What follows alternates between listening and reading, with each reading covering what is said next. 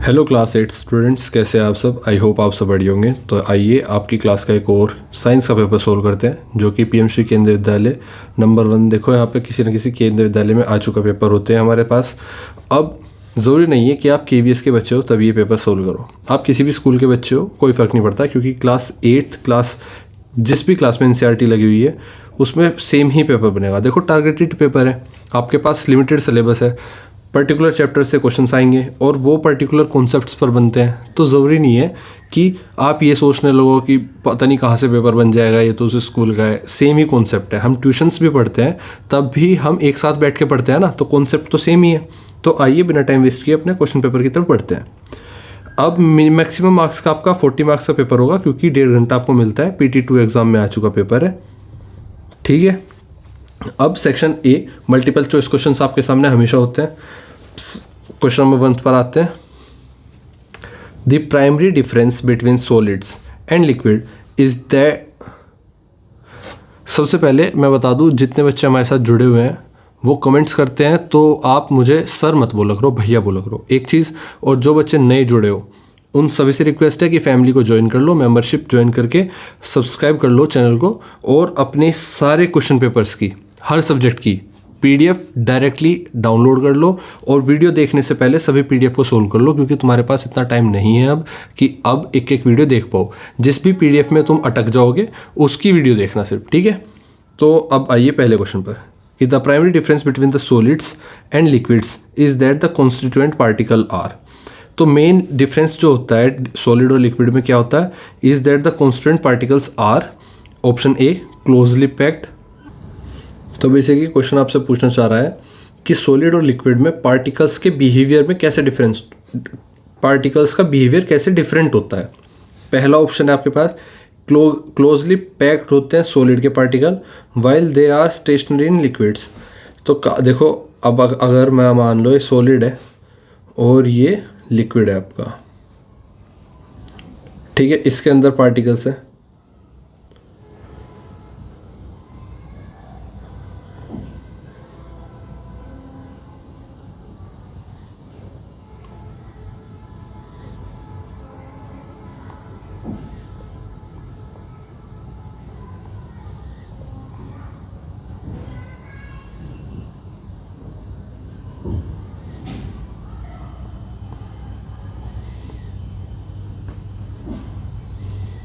ठीक है, और ये आपका लिक्विड है।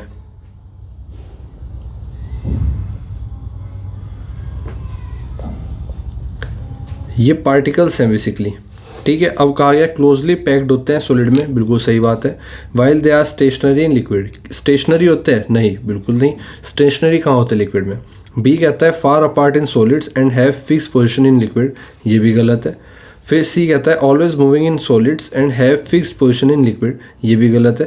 क्या मूविंग सॉलिड में पार्टिकल मूव करते हैं? नहीं, फिक्स रहते हैं एक जगह। और क्या लिक्विड में पार्टिकल फिक्स होते हैं? नहीं, बल्कि मूव करते रहते हैं। डी है closely packed in solids and move past each other in liquids. तो देखो आपका आंसर क्या होगा, डी बिल्कुल सही है। तो लिक्विड में इधर उधर जाते रहते हैं और फ्लेक्सिबल होते हैं, ठीक है, स्टेशनरी नहीं होते। बल्कि सॉलिड में क्या होते हैं, क्लोजली पैक्ड होते हैं, बिल्कुल पास पास फिक्स रहते हैं एक जगह पर। तो ऑप्शन डी बिल्कुल सही होगा आपका। नेक्स्ट क्वेश्चन तक बढ़ते हैं। Question number 2, if we could remove all the constituent particle from a chair what would happen. अगर आपसे कहा गया है कि अगर कुर्सी के सारे पार्टिकल्स हटा दिए जाए तो क्या बचेगा। ए ऑप्शन कहता है नथिंग विल चेंज, कुछ नहीं बदलेगा। बी कहता है the chair will weight less due to less particle, chair का जो वेट है वो कम हो जाएगा क्योंकि पार्टिकल कम हो गए। सी ऑप्शन है nothing of the chair will remain, कुछ नहीं बचेगा चेयर के अंदर। डी है the chair would become a liquid, और चेयर लिक्विड हो जाएगी। डी ऑप्शन ये कहता है। तो आपका आंसर देखो कौन सा सही है। अब सही तो सी है, क्योंकि कुछ नहीं बचेगा अगर सारे पार्टिकल हटा दिए जाए, ठीक है। देखो पहला कहता है चेंज नहीं होगा, ये गलत है, चेंज तो होगा। बी कहता है कि the chair will weigh less due to lost particles, तो पार्टिकल के खोने की वजह से उसका वेट कम हो जाएगा। अरे जब वहाँ कुछ बचा ही नहीं तो वेट बचेगा किसका, वेट कम नहीं, ज़ीरो हो जाएगा। क्या हो जाएगा, ज़ीरो हो जाएगा। सी बिल्कुल सही है। क्वेश्चन 3 पर आते हैं, which of the following statement is true regarding the melting process. तो मेल्टिंग प्रोसेस के संबंध में कौन सा स्टेटमेंट सही है। ए कहता है कि melting process involves an increase in inter particle attraction. जो मेल्टिंग है, पिघलने का जो प्रोसेस है, इसके अंदर इंटर पार्टिकल मतलब जो ये पार्टिकल्स हैं इनका अट्रैक्शन बढ़ जाता है। बी कहता है जो मेल्टिंग का पिघलने का प्रोसेस है, इसके अंदर क्या है, इंटर पार्टिकल का अट्रैक्शन कम हो जाता है during the transformation.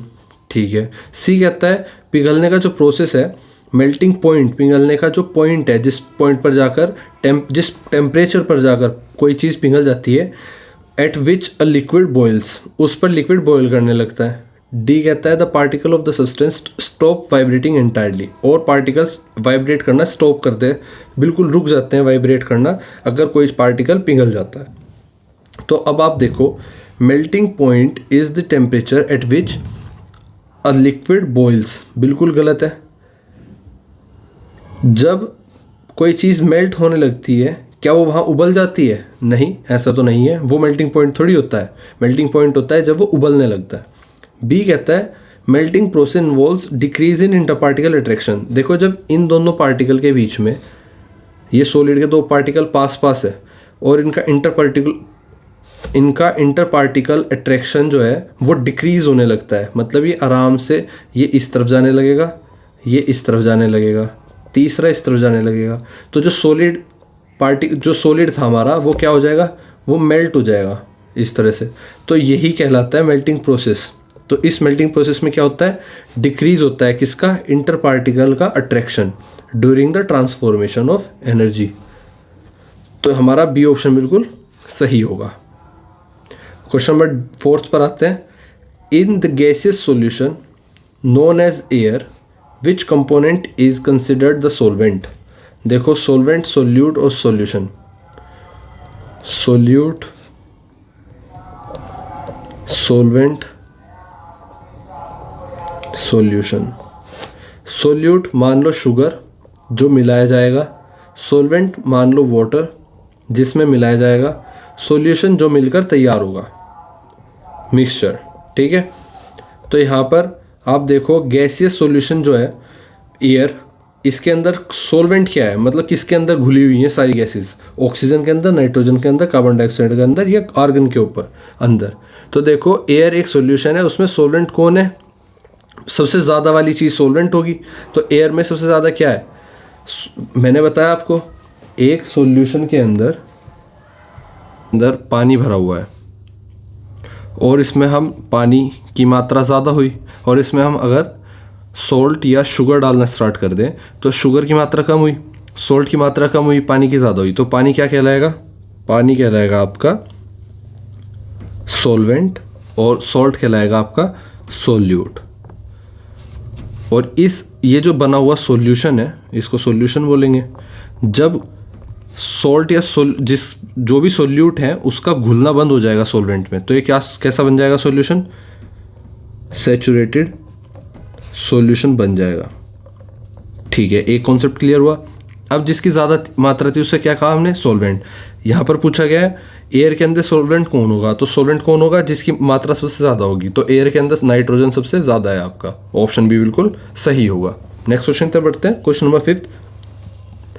In scientific terms a pure substance is defined as a kind of matter that, option A, C, D.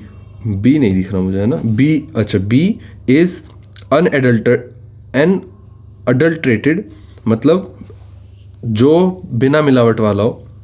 C is made of two or more substances mixed together. D retains the properties of its component, and A cannot be separated into other kinds of matter by any physical process. ठीक है। तो basically आपसे कहा गया है कि science में pure substance का एग्जैक्ट मीनिंग क्या होता है। तो एग्जैक्ट मीनिंग होता है सिर्फ एक टाइप का पार्टिकल हो जो, ठीक है, फिजिकल मेथड से अलग नहीं किया जा सके। तो आपका आंसर सही क्या होगा, आपका आंसर सही होगा बिल्कुल ए, बिल्कुल सही आंसर है।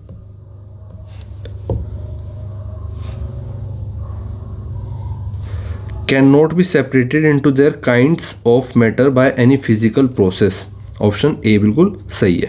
क्वेश्चन नंबर 6 पर आते हैं, the SI unit of density is. तो डेंसिटी की एसआई यूनिट क्या है, इंटरनेशनल स्टैंडर्ड यूनिट, जो कि है density equal to mass by volume. ठीक है, मास बाय वॉल्यूम कहाँ पर है, आपको दिख रहा होगा ग्राम पर क्यूबिक सेंटीमीटर, तो ये ग्राम पर सेंटीमीटर क्यूब है, किलोग्राम पर सेंटीमीटर पर क्यूबिक मीटर है, ग्राम पर मिलीलीटर है और किलोग्राम पर लीटर है। तो देखो मास और वॉल्यूम की बात कहाँ हो रही है, मास और वॉल्यूम की बात हो रही है किलोग्राम, ये आपका मास हो गया, पर क्यूबिक मीटर ये आपका वॉल्यूम हो गया। ठीक है, क्वेश्चन ऑप्शन सी बिल्कुल सही होगा आपका, केजी पर मीटर क्यूब। ठीक है, ये वॉल्यूम की बात कर रहे हैं, ये मास की बात कर रहे हैं हम। क्वेश्चन 7 पर आते हैं, a solution where the solute stops dissolving begins to settle at the bottom at a particular temperature is cold. देखो मैंने बताया, जब किसी सोल्यूट का सॉल्वेंट के अंदर मिलना, मिक्स होना बंद हो जाता है और सोल्यूट नीचे बैठने लगता है, अगर हम एक पानी के गिलास में नमक घोलते रहें और घोलते रहें और एक टाइम आएगा जब नमक घुलना बंद हो जाएगा, नीचे बैठना स्टार्ट हो जाएगा, तो ये सॉल्यूशन क्या कहलाएगा, सॉल्यूशन कहलाएगा सैचुरेटेड सॉल्यूशन। ऑप्शन डी बिल्कुल सही है। ठीक है, नेक्स्ट क्वेश्चन नंबर 8 पर आते हैं, your pour oil into glass containing some water, the oil floats on top, this tells you that. तो आपने अगर ऑयल को एक पानी के ग्लास में डाल दिया तो ऑयल ऊपर तैरने लगता है, इसको क्या बोलते हैं हम। ऑप्शन ए कहता है oil is denser than water, water is denser than oil, और सी ऑप्शन है आपका oil and water have the same density और ऑयल डिजोल्व्स इन वाटर। देखो डेंसिटी जिसकी ज़्यादा होगी वो नीचे रहेगा, जिसकी कम डेंसिटी होगी वो ऊपर रहेगा। तो ऑयल की डेंसिटी कम होगी किससे, पानी से। ठीक है, ये याद रखना। तो ऑयल आपका आंसर होगा, oil is denser than water और water is denser than oil, तो ऑप्शन बी बिल्कुल सही होगा, water is denser than oil. Next question number 8 आपके सामने क्वेश्चन नंबर है 9 हमारे सामने आ गया, state whether the following statement is true or false. Oxygen gas is more soluble in hot water rather than in cold water. तो जो oxygen है वो ज़्यादा आसानी से घुल जाती है हॉट वाटर में बजाय कोल्ड वाटर के। तो क्या ये स्टेटमेंट सही है? तो देखो गैस कोल्ड वाटर में ज़्यादा डिजोल्व होती है, ये याद रखना हमेशा। हॉट वाटर में सोल्यूबिलिटी कम होती है, तो यहाँ पर उल्टा लिखा हुआ है, तो ये क्या है आपका फॉल्स। क्वेश्चन नंबर 10 पर आते हैं, N object has a mass of 400 gram and a volume of 40 centimeter cube. What is its density? तो डेंसिटी का फॉर्मूला क्या था, 400 ग्राम पर 40 सेंटीमीटर क्यूब। 0 से 0 गया, 4 से 4 गया, तो 10 ग्राम पर सेंटीमीटर क्यूब आपका आंसर आ गया। तो ये क्या है, ऑप्शन सी बिल्कुल सही होगा। ठीक है, next question, next section B आपके सामने शॉर्ट आंसर टाइप क्वेश्चंस मिलेंगे, जिसमें कि 3 क्वेश्चन होंगे 2-2 नंबर के। क्वेश्चन नंबर 11 पर आते हैं, why do gases mix easily while solids generally do not mix easily. तो आपसे पूछा गया है क्यों गैसेज ईजीली मिक्स हो जाती है और सॉलिड नहीं होता। तो अब एक सिंपल सा कॉन्सेप्ट देखो, आपका ये सॉलिड है, इस सॉलिड में ये पार्टिकल है सॉलिड के जो पास पास फंसे हुए हैं, हिल नहीं सकते, सिर्फ वाइब्रेट हो सकते हैं। ठीक है, ये इधर उधर नहीं भाग सकते। दूसरी तरफ है, आपने एक स्प्रे किया परफ्यूम बोतल से और पार्टिकल हवा में फैल गए, ये हवा में कहीं भी भाग सकते हैं। ठीक है, अब दूसरा स्प्रे किया,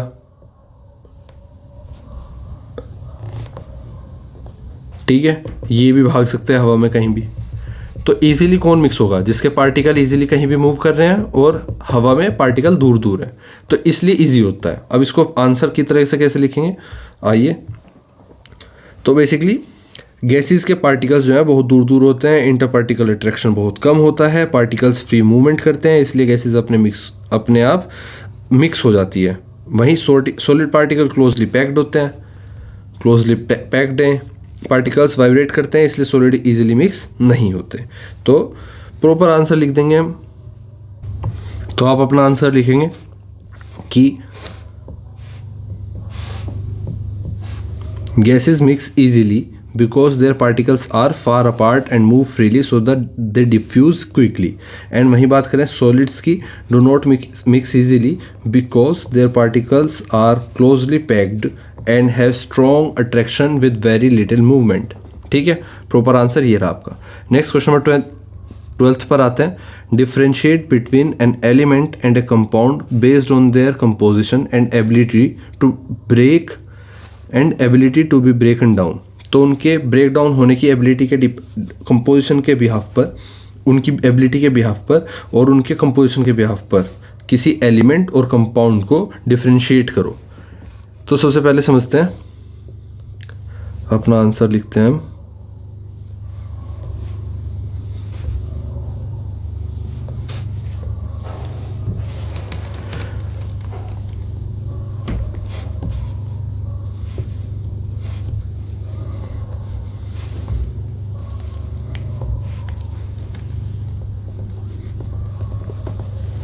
एलिमेंट्स और कंपोनेंट में 2 पॉइंट्स पर डिफरेंस लिखना संभव है. एक कंपोजिशन, कैन दे ब्रेकन डाउन और नोट. तो एक तो हो गया कंपोजिशन पर, ये हमें लिखने को कहा गया है, और एक कि वो ब्रेक डाउन हो सकते हैं या नहीं.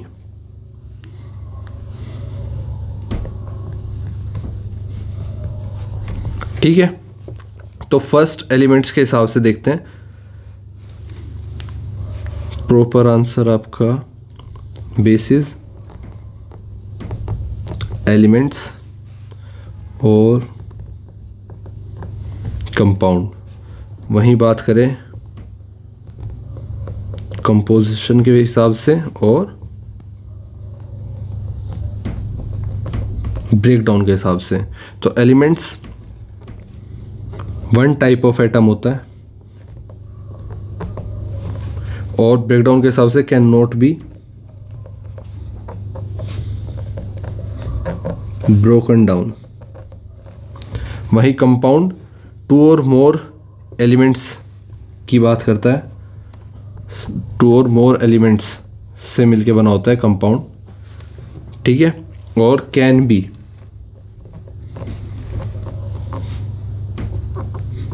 Broken down chemically.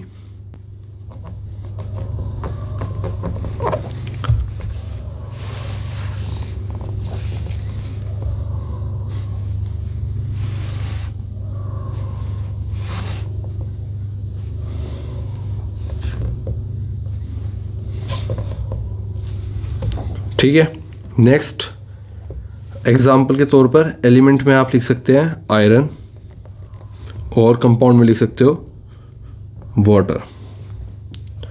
Next question आपका और पार्ट है 12th का ही, जिसमें कहा गया है a block of iron has mass of 600 gram and a density of 7.9 ग्राम पर centimetre cube.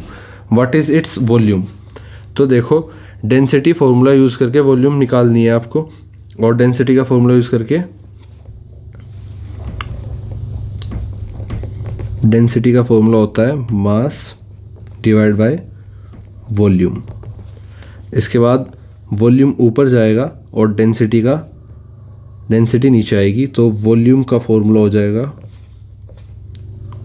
Mass divide by density. ठीक है,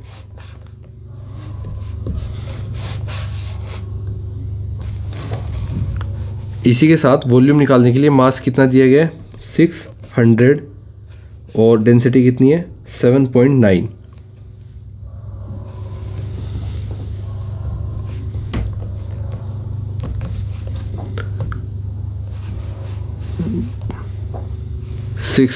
एंड 7.9 ग्राम पर सेंटीमीटर क्यूब.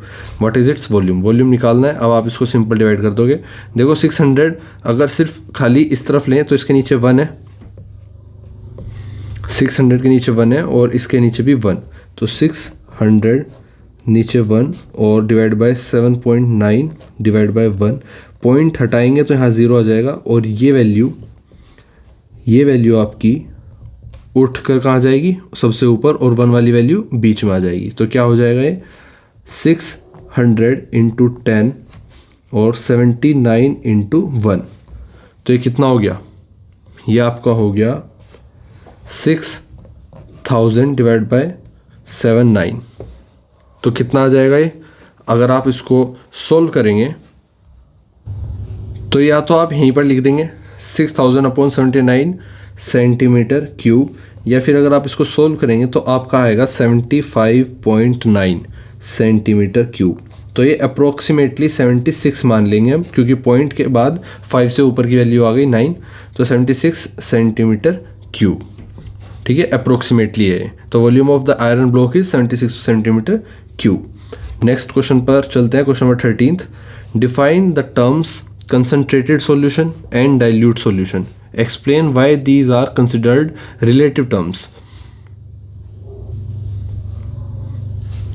तो 13th में कंसनट्रेटेड सॉल्यूशन और डाइल्यूट सॉल्यूशन की आप डेफिनेशन देखते हैं क्या होती है। तो कंसनट्रेटेड सॉल्यूशन क्या होता है और डाइल्यूट सॉल्यूशन क्या होता है, साफ दिखाना है। रिलेटिव टर्म्स क्यों कहते हैं इनको? बेसिकली कंसनट्रेटेड सॉल्यूशन जो है वो सॉल्वेंट के कंपैरिजन में ज़्यादा सोल्यूट, ठीक है, और डाइल्यूट सॉल्यूशन होता है सॉल्वेंट के कंपैरिजन में कम सोल्यूट। और रिलेटिव क्यों है? एक सॉल्यूशन किसी से कंपेयर करें तो डाइल्यूट और किसी और से कंपेयर करें तो कंसनट्रेटेड, इसलिए रिलेटिव कहलाता है। तो प्रॉपर आंसर लिखेंगे।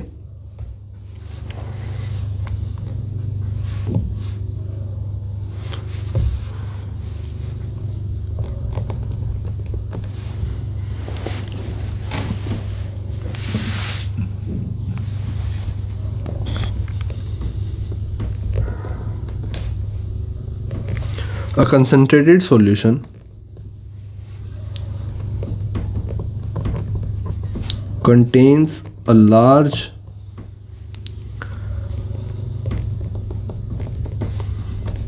amount of solute,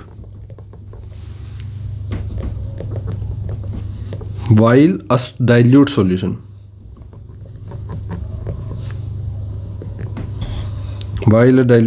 contains a small amount of solute। और वहीं these are called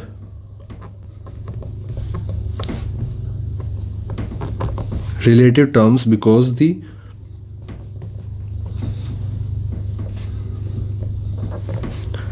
same solution can be concentrated, compound, concentrated or concentrated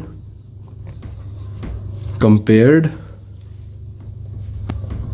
to one solution and dilute compound to another।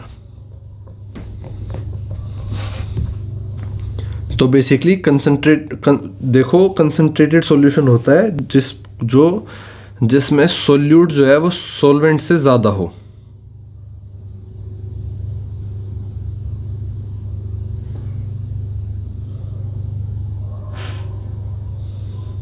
और dilute solution होता है जिसमें solvent के comparison में solute कम हो। यही बेसिकली कंसनट्रेटेड और डाइल्यूटेड सॉल्यूशन होते हैं। और रिलेटिव क्यों?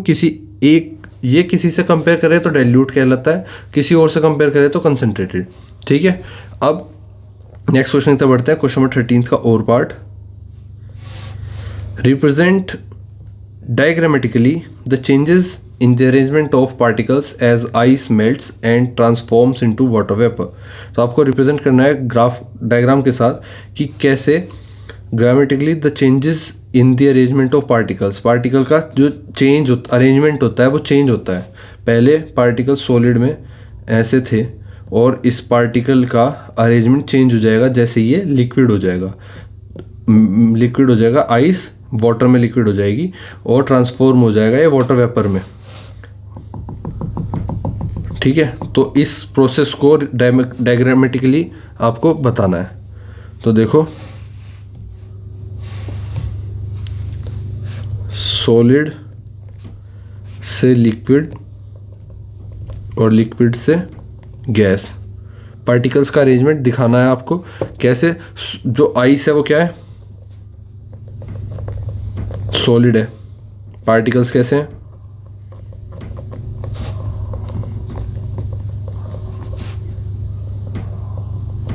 टाइटली पैक्ड है। और कैसे हैं? फिक्स्ड पोजीशन है। दूसरा फॉर्म वाटर, लिक्विड फॉर्म में, जिसके अंदर पार्टिकल्स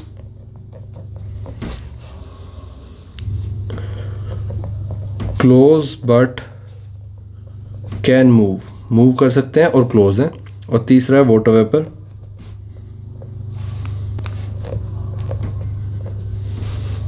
जो कि गैसेस फॉर्म है, जिसमें पार्टिकल्स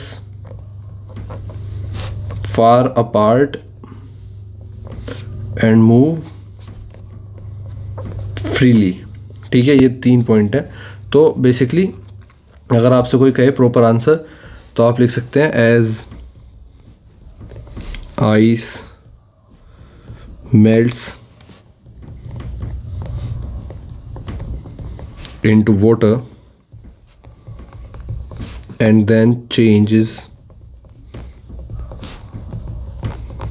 into vapor,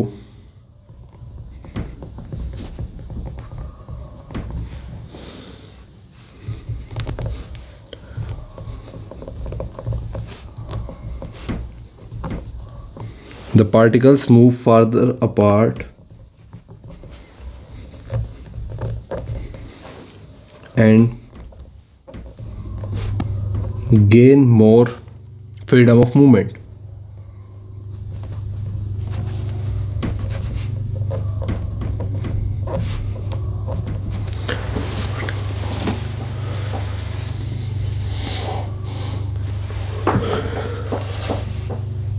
ठीक है, ये प्रॉपर आपका आंसर हो गया। नेक्स्ट क्वेश्चन से बढ़ते हैं।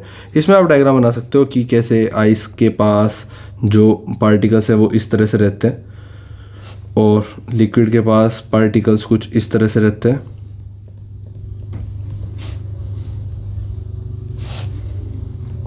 और गैस में पार्टिकल्स कुछ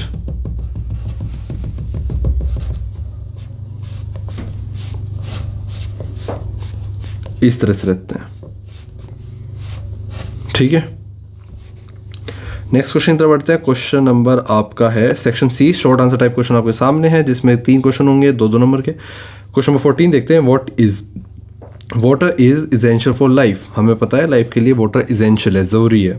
yet it is formed from hydrogen, और तब तक जब तक वो हाइड्रोजन से बनता है। अ फ्यूल है जो कि एक फ्यूल है, एंड ऑक्सीजन जो कि एक सपोर्टर ऑफ combustion है। Justify the statement that water, a compound, has different properties compared to those of the elements from which it is formed.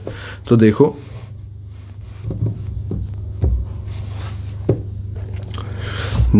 आपने सुना होगा आज के टाइम पे हाइड्रोजन से बनने वाले इंजन्स बन रहे हैं। हाइड्रोजन पावर का यूज़ करके हम क्या कर रहे हैं, ऐसे इंजन्स बना रहे हैं जिनमें फ्यूल की ज़रूरत ना पड़े, जिसमें फॉसिल फ्यूल्स की ज़रूरत ना पड़े, जिसमें पेट्रोल डीजल की ज़रूरत ना पड़े, जिसमें हम पानी से एनर्जी बना पाए। और पानी में क्या होता है, हाइड्रोजन। तो हाइड्रोजन क्या काम करता है, हमारी बॉडी में भी एनर्जी देता है। कैसे? देखो हाइड्रोजन कैसे यूज़ होता है, हाइड्रोजन जलता है। हाइड्रोजन क्या होता है, जलता है, और ऑक्सीजन जो जलने में मदद करता है। तो पानी बहुत इंपॉर्टेंट है लाइफ के लिए। क्वेश्चन कह रहा है पानी बहुत इंपॉर्टेंट है लाइफ के लिए, लेकिन वो हाइड्रोजन जो जलता है और ऑक्सीजन जो जलने में मदद करता है से बना होता है। ठीक है, एक्सप्लेन करो कि कंपाउंड की प्रॉपर्टीज़ एलिमेंट से डिफरेंट क्यों होती है। तो ये कंपाउंड है, बेसिकली H2O एक कंपाउंड है। इसकी प्रॉपर्टीज़ एक एलिमेंट से अलग क्यों होती है, डिफरेंट क्यों होती है। आइए प्रॉपर आंसर देखते हैं। तो हाइड्रोजन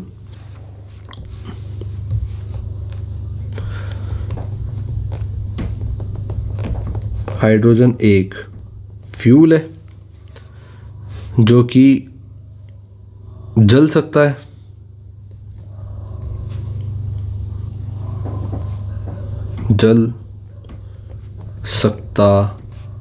है, ठीक है। ऑक्सीजन कंबशन को सपोर्ट करता है। कंबशन मतलब जलना, कंबशन को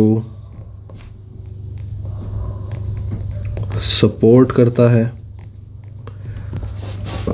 माइंड मत करना किस लैंग्वेज में लिख रहा हूँ, जो लिख रहा हूँ समझ में आना चाहिए। ठीक है, तो जब ये दोनों केमिकली कंबाइन होते हैं H2O वाटर बनाते हैं, एक न्यू सब्सटेंस बनता है पानी, ठीक है, जिसके प्रॉपर्टीज़ बिल्कुल अलग होते हैं इन दोनों से अलग। मतलब ये अलग था, अकेला अलग काम करता था, ये अकेला अलग काम करता था, ये अकेला अलग काम करता था, मिलकर ये दोनों अलग काम करते हैं, ठीक है। तो कंपाउंड हमेशा अपने एलिमेंट से डिफरेंट प्रॉपर्टीज़ दिखाते हैं। प्रॉपर आंसर क्या लिखोगे आप कि water is a compound formed by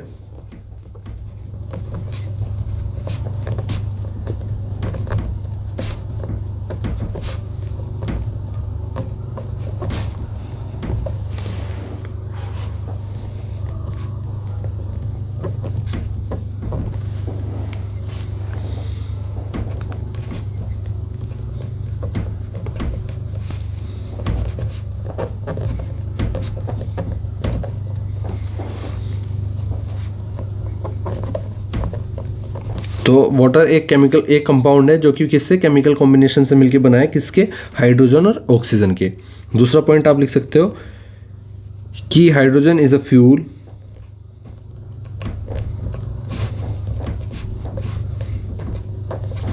एक ये फ्यूल है and oxygen supports combustion, but water does not burn and is used to put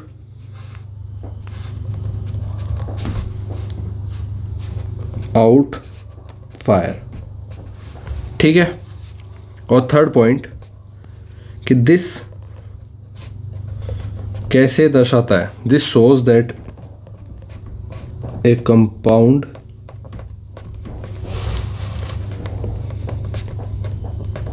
has properties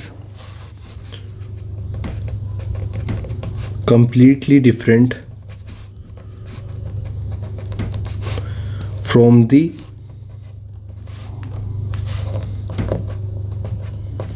elements from which it is formed, ठीक है। Next question तक बढ़ते हैं। Question number 14 का और part, write the names of any two compounds made only from non metals and also mention two uses of each of them. तो आपको दो कंपाउंड बताने हैं जो कि नॉन मेटल से मिलकर बने हैं और उनके दो यूजेस।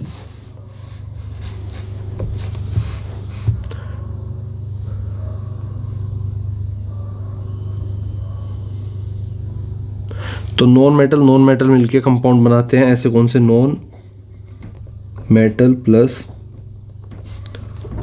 नॉन मेटल मिलके कोई कंपाउंड बना रहे हैं, ऐसा कंपाउंड बताना है आपको। कौन सा हो सकता है, ऑब्वियसली हाइड्रोजन ऑक्सीजन मिलके आपका क्या बनता है, वाटर बनता है। तो पहला है आपका वाटर H2O। यूजेस क्या हैं इसके, ड्रिंकिंग एंड कुकिंग। दूसरा है आपका कार्बन डाइऑक्साइड,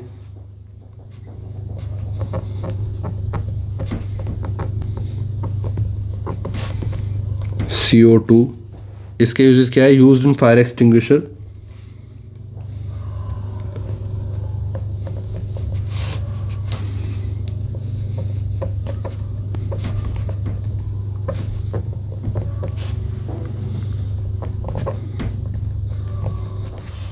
और क्या यूज है, used by plants in photosynthesis, ठीक है। नेक्स्ट क्वेश्चन तक बढ़ते हैं। Question number 15, a stone sculpture weighs 225 gram and has a volume of 90 centimeter cube. Calculate its density and predict whether it will float or sink in water. Justify your prediction.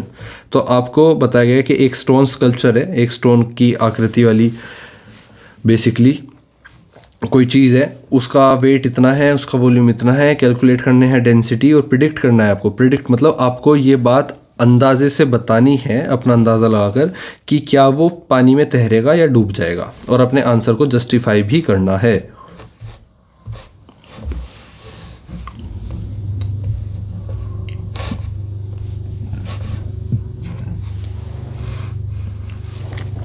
तो density mass divide by volume. Density compare करनी होती है water में। Water की density क्या होती है? 1 ग्राम पर सेंटीमीटर क्यूब। ये हमेशा याद रखना। अब हमें उसकी डेंसिटी निकालनी होगी और उसको इससे कंपेयर करना होगा। स्टोन की डेंसिटी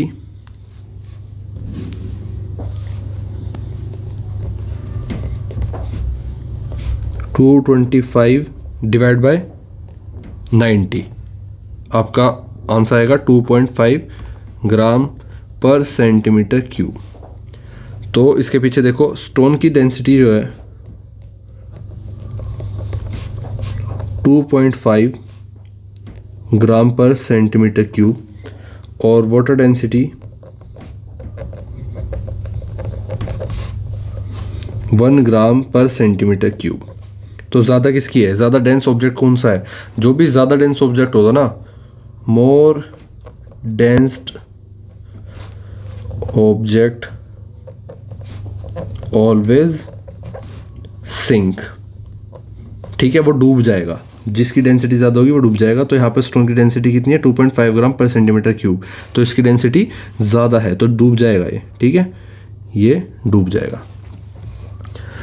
तो आंसर लिखेंगे आप, the density of the stone is 2.5 ग्राम पर centimetre cube since its density is greater than that of water. The stone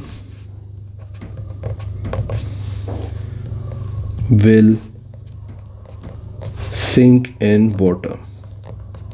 ठीक है, ये प्रॉपर आपका आंसर हो गया। नेक्स्ट क्वेश्चन तो बढ़ते हैं। क्वेश्चन नंबर 15 का और पार्ट। काफ़ी बड़ा पेपर बना रखा है आपका। अब हम हर और पार्ट को कंप्लीट कर रहे हैं। इसमें कहा गया है ऑब्जेक्ट ए जिसका मास 200 ग्राम है and volume of 40 centimetre cube. तो मास दे दिया आपको, वॉल्यूम दे दिया आपको, डेंसिटी निकल जाएगी, mass divide by volume. Object B has mass of 240 gram. ये ऑब्जेक्ट 1 था, ये ऑब्जेक्ट 2 है, जिसकी डेंसिटी फिर से निकाल लोगे आप। 240 ग्राम है मास और वॉल्यूम कितना है? 60 ग्राम, 60 सेंटीमीटर क्यूब। ये आपका क्या है? वॉल्यूम।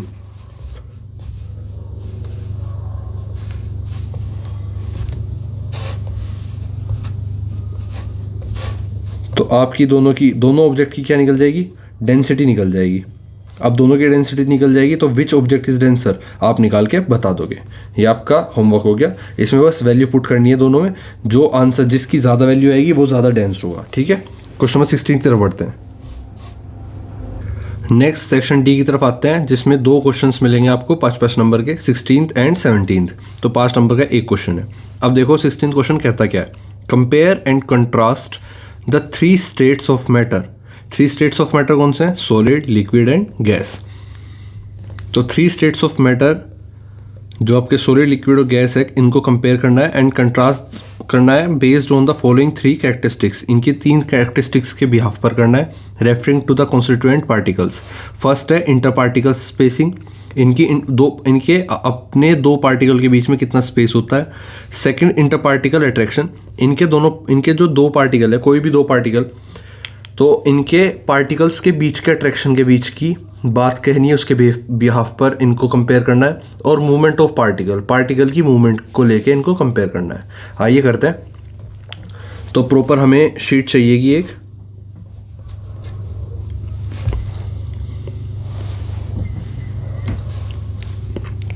तुम्हें सॉलिड, लिक्विड और गैस को कंपेयर करना है सिर्फ पार्टिकल्स के बिहेवियर के बेसिस पर। 3 पॉइंट है।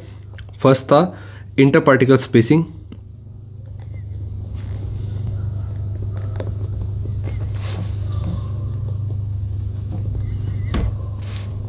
सेकंड था इंटर पार्टिकल अट्रैक्शन,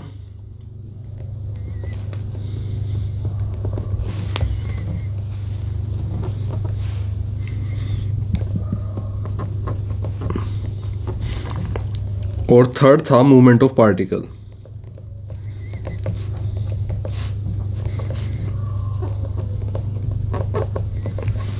ठीक है, तो मैटर के स्टेट डिसाइड करते हैं। पहले मैटर का स्टेट डिसाइड होता है पार्टिकल्स कितने पास हैं। अगर पार्टिकल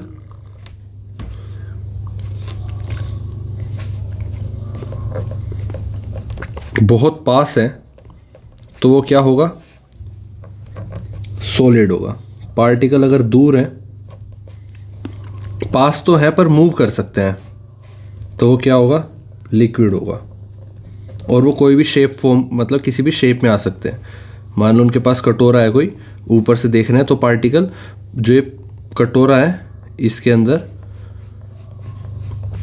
पार्टिकल पास पास तो हैं पर मूव कर सकते हैं, और किसी भी यूटेंसिल, बर्तन की, किसी भी चीज़ की जिसमें पानी को डालेंगे, जिसमें भी लिक्विड को डालेंगे, वो उसकी शेप ले लेगा। तो इसलिए पार्टिकल पास तो हैं पर वो मूव कर सकते हैं आराम से। और तीसरा, अगर पार्टिकल बहुत दूर दूर है और फ्रीली मूव कर सकते हैं, और इंटर पार्टिकल अट्रैक्शन जो है वो बहुत कम है, कमज़ोर है, तो इसको ये गैस बन जाते हैं। एक चीज़ क्लियर। अब फाइनल आंसर तैयार करते हैं इसके बिहाफ पर, ये आपको समझाने के लिए था। तो पहले प्रॉपर्टी, फिर सॉलिड, लिक्विड और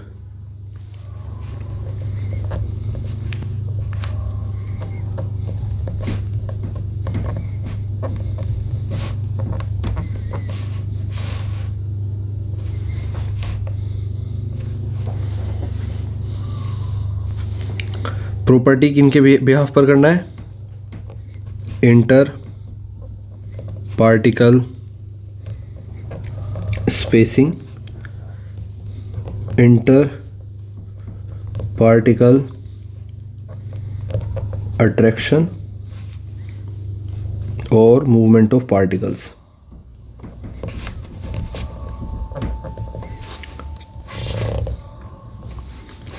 ठीक है, तो सॉलिड की बात करें अगर, तो वेरी स्मॉल,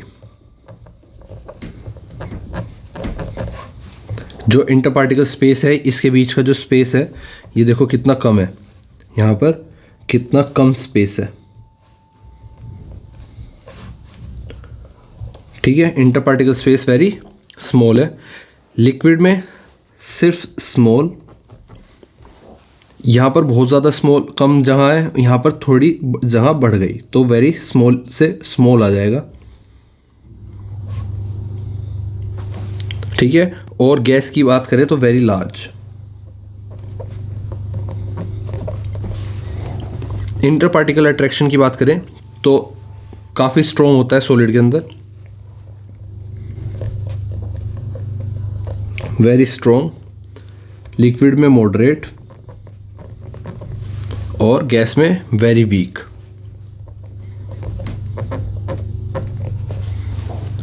वहीं बात करें मूवमेंट ऑफ पार्टिकल, यहाँ पर सिर्फ ओनली वाइब्रेट, हिल नहीं सकते, वाइब्रेट कर सकते हैं।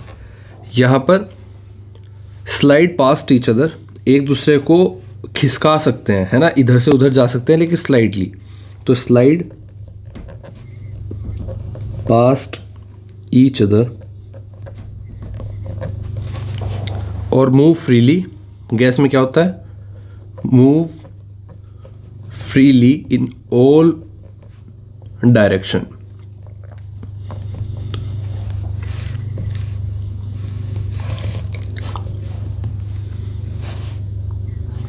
गॉट इट, ये आपका हो गया। नेक्स्ट क्वेश्चन पर चलते हैं। क्वेश्चन नंबर 16 का और पार्ट है। इसका और पार्ट का दो पार्ट है इसके और के बाद, ए और बी।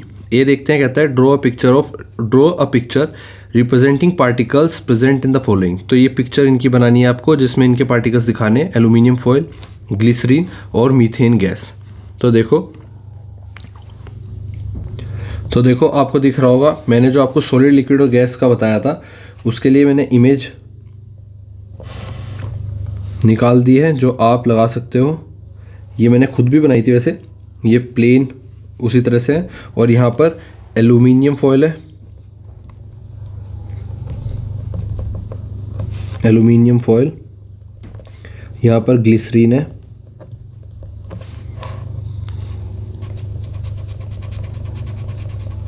और यहाँ पर मीथेन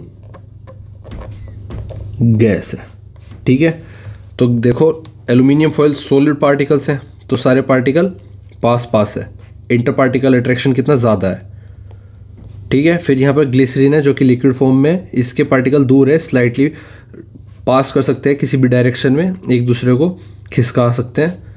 ये थोड़ा डिस्टेंस इसमें बढ़ जाता है, particle attraction force, inter particle attraction थोड़ा कम हो जाता है, और यहाँ पर तो बिल्कुल वीक हो जाता है। देखो गैस स्टेट में कितने दूर दूर है। ठीक है, इसके बाद क्वेश्चन नंबर बी देखते हैं इसका। Why does the water in the ocean taste salty? तो ओशन में जो पानी है वो नमकीन क्यों फील होता है?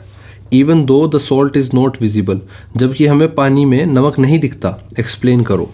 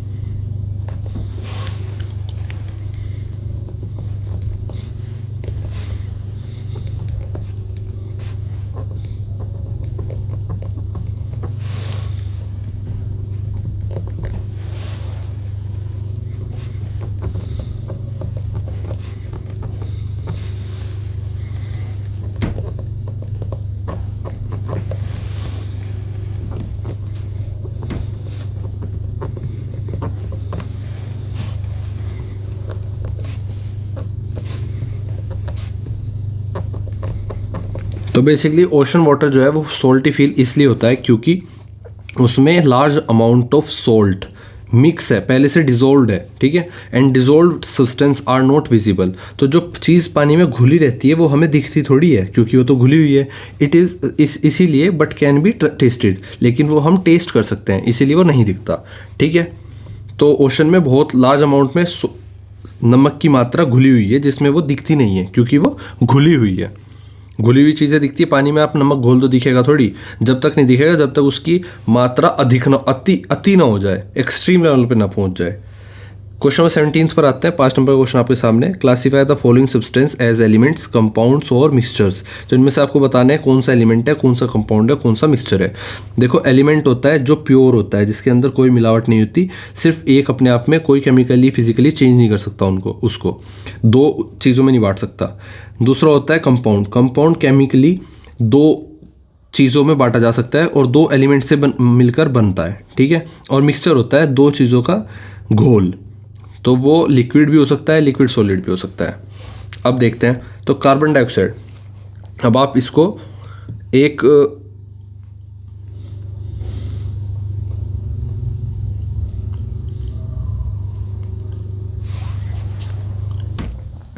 तो आओ देखते हैं, यहां पर देख लेते हैं। देखो आपको बताया एक होता है एलिमेंट, एक होता है कंपाउंड और एक मिक्सचर। तो हमेशा इस चीज़ को याद रखना, एलिमेंट सिर्फ एक टाइप का आइटम, सिर्फ आपके याद करने के लिए लिख रहा हूँ, सिर्फ ऐसे, सिर्फ एक टाइप का एटम केमिकल मेथड से तोड़ नहीं सकते।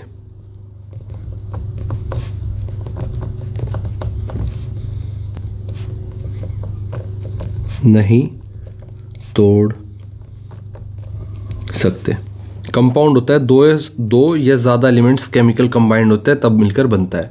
कोई फिक्स्ड रेशो होता है, ठीक है, फिक्स्ड रेशो होना चाहिए तभी वो कंपाउंड कहलाएगा। प्रॉपर्टीज़ बिल्कुल नहीं होती हैं,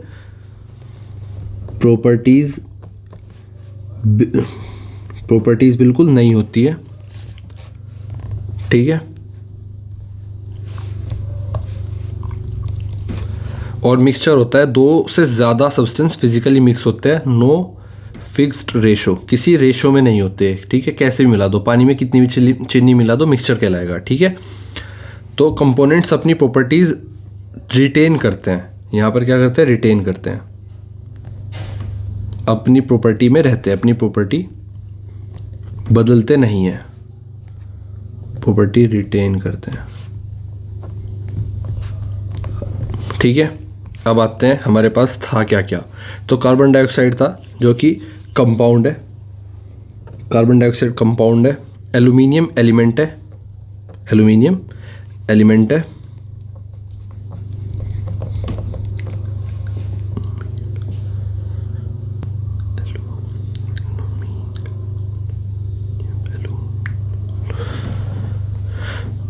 और एल्यूमिनियम कंपाउंड है, कार्बन डाइऑक्साइड कंपाउंड है और एल्यूमिनियम एलिमेंट है, गोल्ड एलिमेंट है और वाटर एस्ट कंपाउंड है, ठीक है भाई, और एयर आपका मिक्सचर है और आयरन सल्फाइड कंपाउंड है।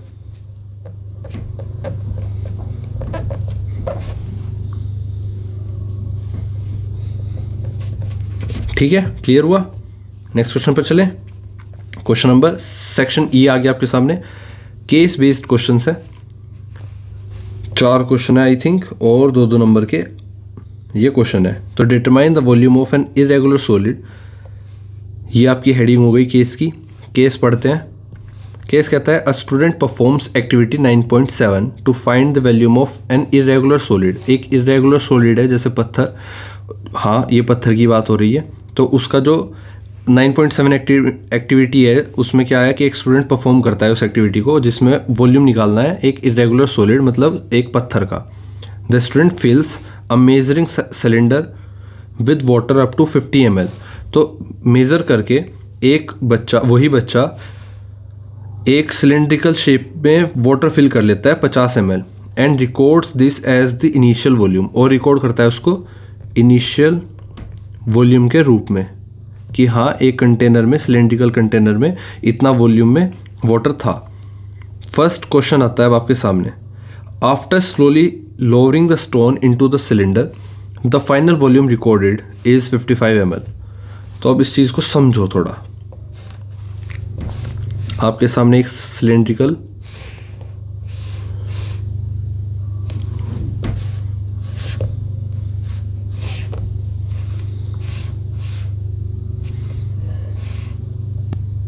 पहले इसमें इतना पानी था,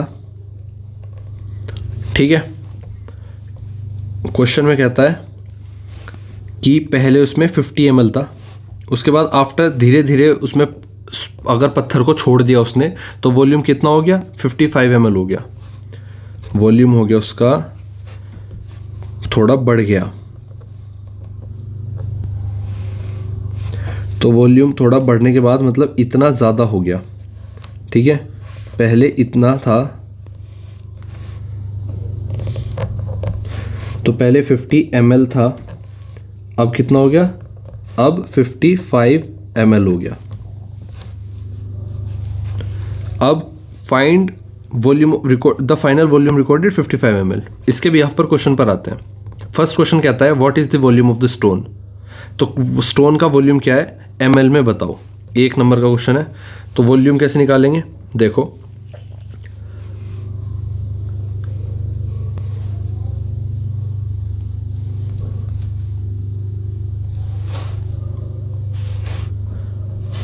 तो सिंपल सा है कि वॉल्यूम कितना था, वॉल्यूम डिस्प्लेस निकाल देंगे। वॉल्यूम डिस्प्लेस्ड मतलब 55 ml में से 50 ml, मतलब जितना बढ़ा उतने में से बढ़ने के बाद फाइनल जितना हुआ, फाइनल वॉल्यूम में से इनिशियल वॉल्यूम निकाल देंगे, ठीक है। तो वो मात्रा आ जाएगी जो ऐड हुई थी, मतलब 5 ml। तो 5 ml क्या है, वॉल्यूम ऑफ स्टोन है, volume of stone. First complete. Next पर आते हैं। नेक्स्ट पूछता है आपसे what is the equivalent volume of the stone in centimetre cube. तो सेंटीमीटर क्यूब में स्टोन के वॉल्यूम के इक्विवेलेंट क्या होगा। तो 1 ml equal to 1 centimetre cube. तो वॉल्यूम होगा 5 सेंटीमीटर क्यूब। तो 1 ml 1 सेंटीमीटर क्यूब के इक्वल है, और सेंटीमीटर क्यूब में निकालना है अगर आपको तो कितना हो जाएगा 5 सेंटीमीटर क्यूब। ठीक है। क्वेश्चन थर्ड पूछता है explain the method used in this activity. तो वो मेथड बताओ जो इस एक्टिविटी में यूज़ किया गया। Why the water level rose when the stone was added. जब पत्थर पानी में डला तो पानी का लेवल अप मतलब बढ़ क्यों गया, ये आपको बताना है। तो बेसिकली ये मेथड वाटर डिस्प्लेसमेंट मेथड है, और स्टोन को वाटर में डालने पर वो अपनी जगह के बराबर पानी हटा देता है। इस चीज़ को याद रखना, जितना स्टोन पानी के अंदर जाएगा उतना पानी ऊपर उठ जाएगा, इसलिए वाटर लेवल ऊपर चला गया। ठीक है। इसको प्रॉपर लिखेंगे कैसे। प्रॉपर लिखते हैं कि द वॉल्यूम, किस कलर से लिखें, थोड़ा डिफरेंट कलर से लिखते हैं। The volume of the stone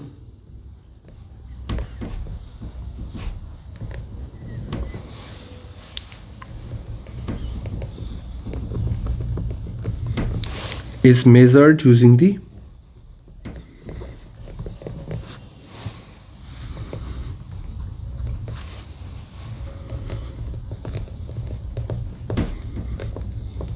water displacement method.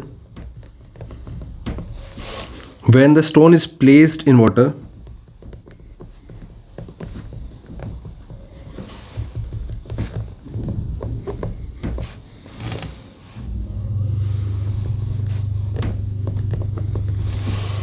it displaces water equal to its volume.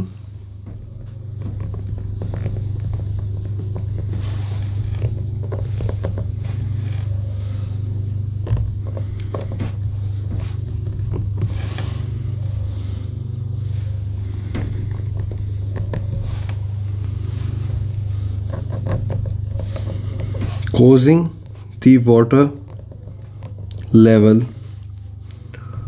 to rise। ये आपका कंप्लीट आंसर है, इसी तरह से आप लिखोगे। ठीक है। इसलिए जब पानी में आपने,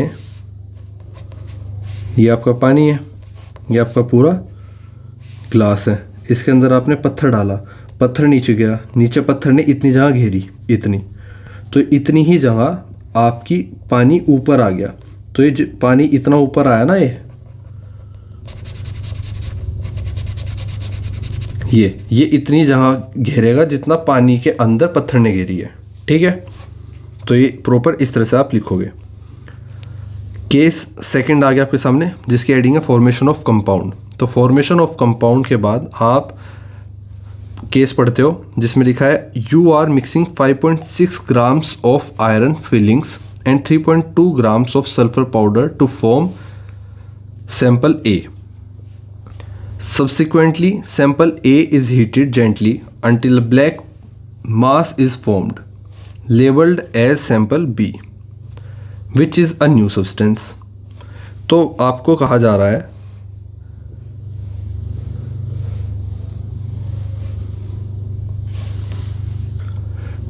तो क्वेश्चन आपको कह रहा है कि पहले इतनी आयरन फिलिंग इतने ग्राम सल्फ़र पाउडर में मिक्स करते हैं। ठीक है। सिर्फ मिक्स किया है, हीट नहीं किया, इसलिए ये एक मिक्सचर कहलाएगा। क्या कहलाएगा? हीट नहीं किया, याद रखना। मिक्स किया इसलिए क्या कहलाया? मिक्सचर। इसलिए कहलाया मिक्सचर।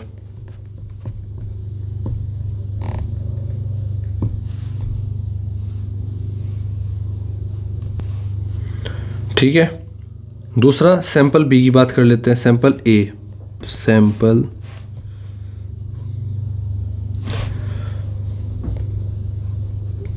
सैंपल ए जिसमें क्या किया था हमने? Iron filling plus sulphur powder,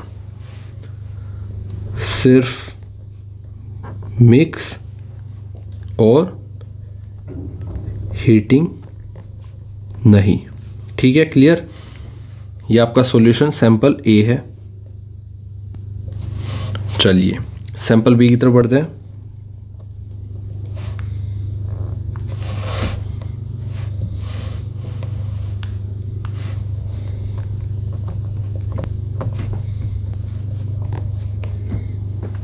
इस सैंपल बी में सैंपल ए को हीट किया गया।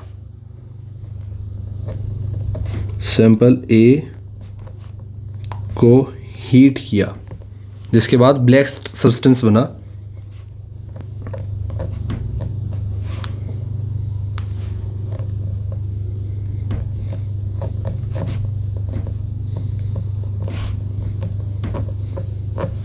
ठीक है, ये ब्लैक सब्सटेंस आयरन सल्फाइड है।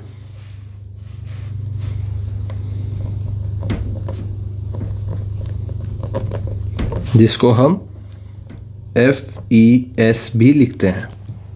ये एक न्यू सब्सटेंस बन गया। ठीक है, जिसको हम कंपाउंड कहते हैं, वही है। अब सिंपल इसके बिहाफ पर पहला क्वेश्चन है, which sample will be attracted by magnet, sample A और सैंपल बी। जस्टिफाई करो अपने आंसर को। तो देखो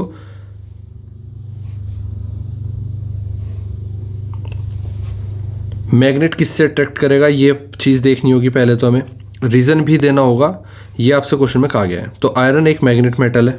ठीक है, यहाँ पर आयरन की बात की गई थी। ये एक मैग्नेटिक मेटल है। जब आयरन फ्री फॉर्म में होता है, मैग्नेट उससे अट्रैक्ट करता है। तो सैंपल ए में आयरन प्लस सल्फर सिर्फ मिक्स हैं। आयरन अभी भी आयरन ही है, मैग्नेट की प्रॉपर्टी अपने साथ लिए हुए है। तो यहाँ पर सैंपल ए को मैग्नेट अट्रैक्ट करेगी। ठीक है, वहीं जब दूसरे सैंपल बी में आए तो हीट कर दिया, हीट करके नया कंपाउंड बन गया। ये क्या बन गया, नया कंपाउंड बन गया। और आपको बताया था मैंने, जब भी मान लो इस एलिमेंट की, मतलब आयरन की अपनी खूबी है मैग्नेट को अट्रैक्ट करना, लेकिन जब नया कंपाउंड बन जाएगा तो उसकी पुरानी प्रॉपर्टी काम नहीं करेगी, बल्कि उसके अंदर नई प्रॉपर्टीज़ आ जाएंगी। तो आयरन सल्फर मिल करके आयरन सल्फाइड बनाया, जो आयरन की मैग्नेटिक प्रॉपर्टी ख़त्म हो जाती है यहाँ पर। तो कंपाउंड बना और प्रॉपर्टीज़ पुरानी ख़त्म हो गई। तो केमिकल कंबाइन होने के बाद यहाँ पर मैग्नेटिकली अट्रैक्ट नहीं होगा। ठीक है, तो हमारा आंसर क्या है, सैंपल ए जो है वो अट्रैक्ट होगा किसकी तरफ, मैग्नेट की तरफ, और सैंपल बी नहीं होगा। प्रॉपर आंसर कैसे लिखेंगे, जस्टिफाई भी तो करना है। तो sample A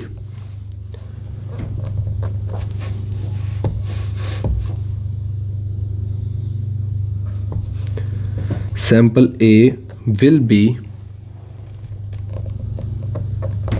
attracted by a magnet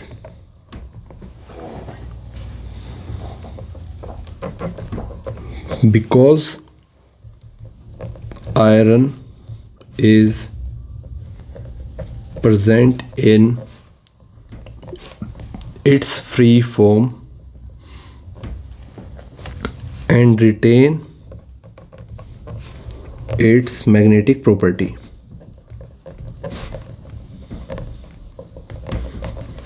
और वहीं सैंपल बी की बात अगर करें, sample B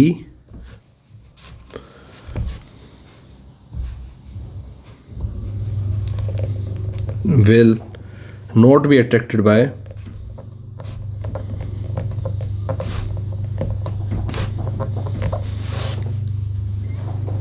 a magnet because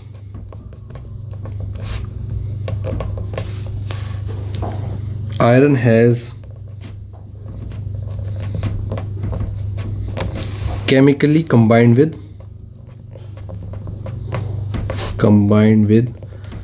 sulfur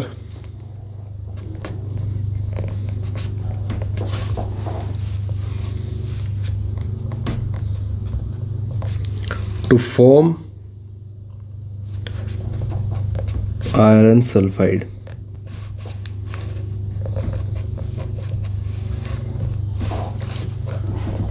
which does not show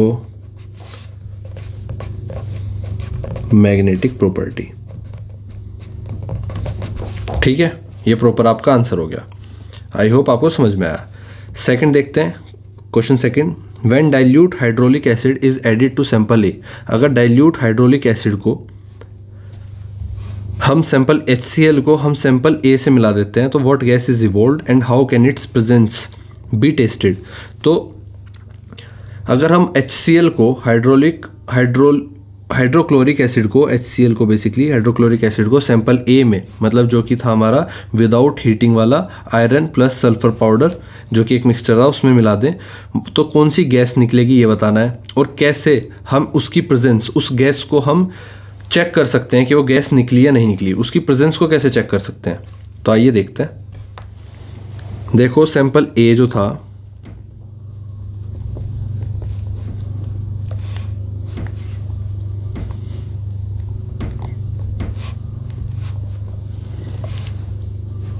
sample ए में आयरन प्रेजेंट था, ठीक है, प्रेजेंट है अब भी।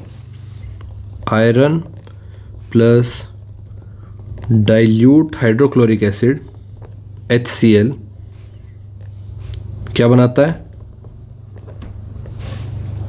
हाइड्रोजन गैस बनाता है। तो हाइड्रोजन गैस बनाता है आयरन किसके साथ मिलके, डाइल्यूट HCl के साथ मिलके। इसको आप कैसे लिख सकते हो, केमिकल रिएक्शन क्या होगी, आयरन प्लस हाइड्रोक्लोरिक एसिड क्या देता है आपको, iron chloride plus hydrogen gas. ठीक है, अब इस हाइड्रोजन गैस को हमें चेक करना है। NCERT कहती है कि अगर ये हाइड्रोजन गैस निकलती है और आप इसके पास एक मैच स्टिक ले जाते हो जलाकर, जहाँ से आप रास्ता छोड़ते हो, किसका, जहाँ से आप रास्ता छोड़ते हो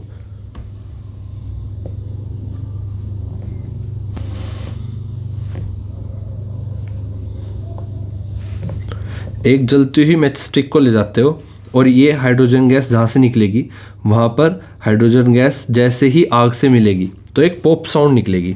तो इससे आपको पता चल जाएगा अगर पॉप साउंड आती है तो हाइड्रोजन गैस निकली। अब इसको NCERT क्या कहती है, कैसे लिखो, तो NCERT आपको कहती है कुछ इस तरह से लिखने को,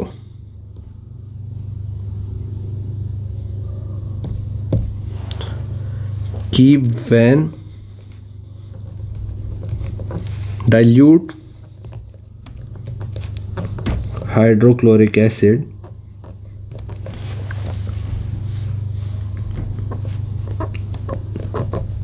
added to sample A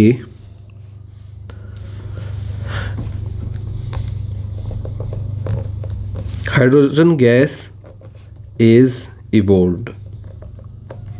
ठीक है, एक पॉइंट। दूसरा पॉइंट लिखोगे आप, the presence of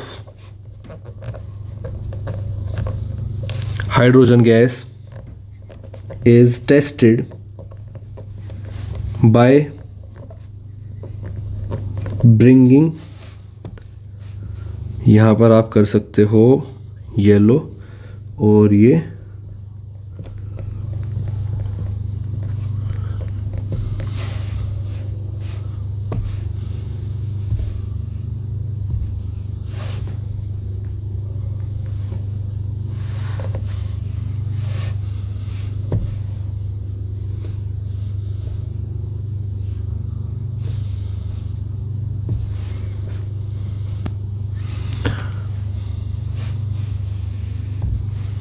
tested by bringing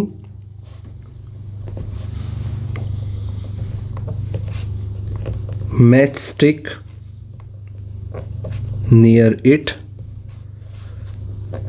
the gas burns with a pop sound। तो इससे हमें इंडिकेशन मिल जाएगा कि गैस निकली है। ठीक है, और यही आपके एनसीईआरटी में लिखा हुआ है। आई होप आप समझ गए होंगे। दिस एक्सपेरिमेंट्स, जो भी जितने भी एक्सपेरिमेंट हुए हैं, this experiment clearly shows the difference between a mixture and a compound. तो इस तरह से हमने अपने पूरे क्वेश्चन पेपर को सोल्व किया। आई होप आपको समझ में आया होगा। हमने ये भी कर लिया, क्वेश्चन नंबर सेकंड भी, हमने फर्स्ट भी कर लिया, 19th का दोनों केस स्टडी कर लिए, फर्स्ट और सेकंड। इससे पहले हमने सारे और पार्ट कर लिए, 16 का भी और पार्ट, 16 क्वेश्चन भी, 15 का और पार्ट भी। उसके बाद 14 का और पार्ट। उसके पहले हमने सेक्शन बी में 13 का और पार्ट, 12 का और पार्ट। काफ़ी बड़ा पेपर था। अगर आप इस पेपर को अच्छे से 2 से 3 बार कर लेते हो तो मुझे नहीं लगता कि जितना आपके पेपर में आ रहा है वो कुछ बचेगा करने के लिए। ठीक है, क्वेश्चन 12th भी हो गया, 11th भी हो गया। Short answer type question section B complete हुआ, सेक्शन ए हमने कंप्लीट किया। तो इतना टाइम बहुत कम पेपर्स में लगता है और मैं उम्मीद करूंगा कि आप प्रैक्टिस ज़्यादा से ज़्यादा करोगे। मिलते हैं आपसे आपकी क्लास के नेक्स्ट क्वेश्चन पेपर को सोल्व करते हुए। जो भी नए बच्चे जुड़े हैं, फैमिली को ज्वाइन कर लो, जाके टेलीग्राम को ज्वाइन करो और चैनल को सब्सक्राइब करो। अगर आपका पेपर के टाइम कम है, पेपर होने में टाइम बहुत कम बचा है, तो आप वीडियोस देखने का इतना टाइम नहीं है, मेंबरशिप ज्वाइन करके आप सारी पीडीएफ, अपने सारे सब्जेक्ट्स की पीडीएफ डाउनलोड कर सकते हो और फिर वो पीडीएफ सॉल्यूशन के साथ ही है, तो आपको सॉल्यूशन साथ के साथ मिल जाएगा, तो आप उसकी डायरेक्ट प्रैक्टिस कर सकते हो। जहाँ भी प्रॉब्लम आएगी पीडीएफ में, आप डायरेक्ट उस पर्टिकुलर सब्जेक्ट के क्वेश्चन पेपर की वीडियो आकर देख सकते हो। ठीक है, तो thank you and once again happy new year to all of you guys. मिलते हैं आपसे आपकी क्लास के नेक्स्ट क्वेश्चन पेपर को सोल्व करते हुए। तब तक के लिए दोस्तों, बाय बाय।